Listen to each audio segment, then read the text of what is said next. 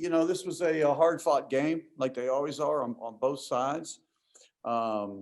We didn't play our best game, and I give Army credit every time we made a run or did something. Someone made a really tough shot for them.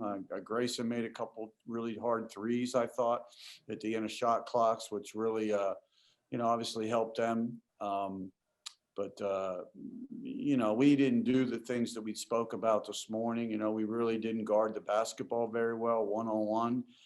You can't let a team get to the free throw 36 times from the free throw line. And, it's just not who we are. You can't give them 80-some points, 87 points. So, I thought we guarded it much better yesterday.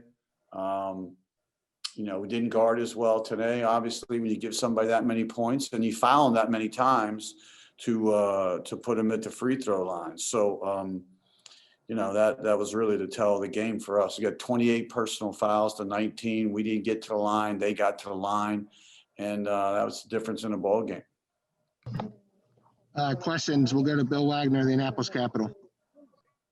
Ed, you fell behind quick. I mean, they came out and jumped up to a pretty big lead, and you're playing catch up the whole way.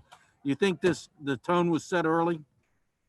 Well, perhaps, we talked about setting the tone, Bill. We just didn't. We just didn't. And, give credit to them. They came out and made a couple baskets, drove us. But I never really thought the game, be quite honest with you, I still felt pretty good at halftime. I still felt good, 5 minutes to go in the game, and we end up, doing what we needed to do and tying the thing, getting overtime. And then we had two terrible turnovers in overtime. You don't have that many possessions in overtime, and you can't turn it over twice in overtime. So, give credit to them. They came out and made some baskets early, but we weren't very good offensively. We didn't shoot the ball very well, didn't get great shots. And, that was the reason we fell behind early. Well, I was going to ask you about that. I mean, you have to be pleased on the one hand that your team showed great determination to get that game to overtime. I mean, it showed your team is not going to go down easily. No, I think we got fight in us and we got some resolve. I don't think we played our best game. I don't think we played our best game individually. I think we had several guys maybe didn't play as well as they can play and hope to play, which affects us as a team. Christian Silva came in the first half and knocked down a couple shots for us, keep us in the thing, which was important. Probably my fault not playing him some of the second half, but I thought we got in the rhythm the second half and we were playing a little better offensively. But it's just one of those afternoons where we didn't. We got resolve. We're going to fight you. We got resiliency. We're going to come back and go back to work on Tuesday and get ready for the weekend. It's a long race. It's a long year. These back-to-backs and sweeping teams are really, really challenging, really, really hard. But I'm proud of my team, proud of their efforts. Hopefully, maybe we get John Carter back at the end of the week. That's important for us. And, give us another guy who can make some baskets and spread the floor and, and guard too at the other end as well. So, we got some work to do. Cam Davis was 4 of 19 from the field. Did not have a very good weekend overall. Do you feel it was a case of Army defended him really well, or Cam just missing some shots he would normally make? Well, I think a little bit of both. He did have 6 assists today and only 1 turnover. It's hard when your name's on the top of the scouting report. Things change. So now he is the focus. And rightfully so. He's a good basketball player. But again, it's we didn't offensively. We were out of sync. We were shooting at the bottom of the clock on several shots or several possessions. Excuse me. And he got stuck with the ball sometimes and had to take some tough shots. So we got to do a better job on both ends of the floor. It was not one of our better games. But he's a good player. He'll bounce back. He'll be ready to go for the next weekend. Kim McMillan from the Times-Herald Record. Hey, Ed. Thanks for taking the call here. Ed, did you notice Army attack a little different today? And, did they attack different angles or come at you in a different way, which may have resulted in so many fouls? No, I don't think so. They tried the baseline. They tried the baseline. We call them Marion cuts a little more than they than they had yesterday. But you know, they ran some of the same stuff. They did a couple different wrinkles, but it wasn't that you know, we didn't guard it or couldn't be ready for it. We just didn't do it. We just didn't guard the ball. Number one, drove it downhill. He drives it right. He drove it right. 35 drives it left. He drove it left. We were not in tune. We were not a focused group defensively today.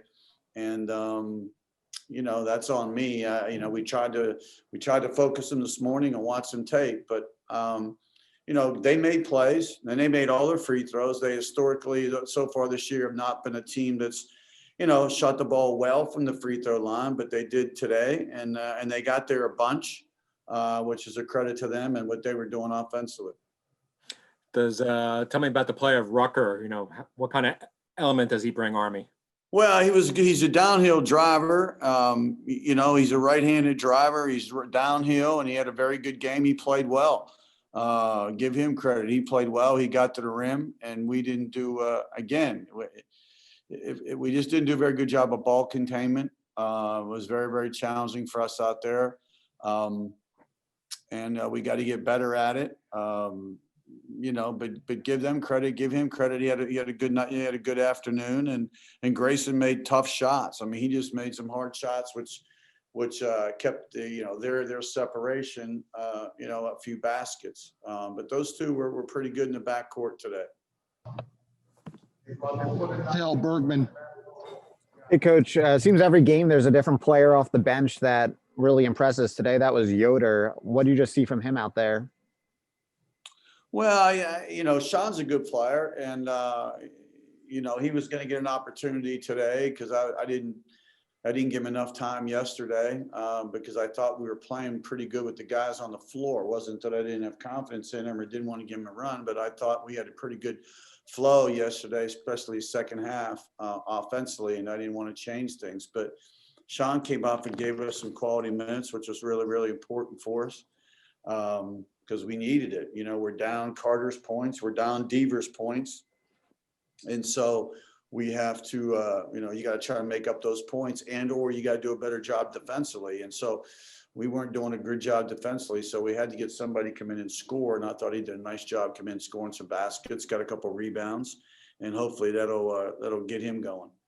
Well, Ed, just talk about bouncing back. I mean, last time you lost, you reeled off 9 straight wins. You'd be probably pretty happy if you did that again. Yeah, Wags, it's a long year. I mean, it is a long race. And, you know, we just got to go back to work. We'll watch this again and see how we need to clean things up. We didn't change anything. We didn't change anything tactically from yesterday to today. We just tried to emphasize getting our shoulders square on the ball and trying to keep the ball in front of us. And we didn't do a very good job of that. But, you know, we got work to do. We got Loyola coming up next weekend, and we'll, you know, my guys have been working on that prep, and I'll watch it all tomorrow. And, you know, this is a good basketball team. I know they got resiliency, and I expect us to come back and work really hard on Tuesday, Wednesday, Thursday, and be ready to go on Saturday. Win or lose, you got to turn the page and get to the next one.